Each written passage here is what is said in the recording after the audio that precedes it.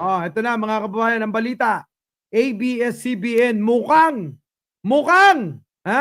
mukhang ibabalik na. Rowena Haynes, nandyan na. Pasok. Ilang taon matapos alisin sa ere, makababalik na nga ba sa Free TV ang ABS-CBN? Lalo na't ipinorma na ni Albay Representative Joey Salceda ang panukala o House Bill 252 na layong muling bigyan ng prangkisa ang nasabing TV network na siyang naging malaking usapin 5 taon na ang nakalilipas.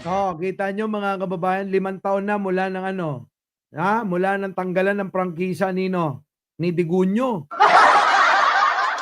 Tandaan nyo mga kababayan na wala bang ABS-CBN? Hindi ba nandiyan pa rin? Nakikita pa rin natin, bakit hindi na lang ibalik yung ABS-CBN para mas lalong lumawak ang network? Diba?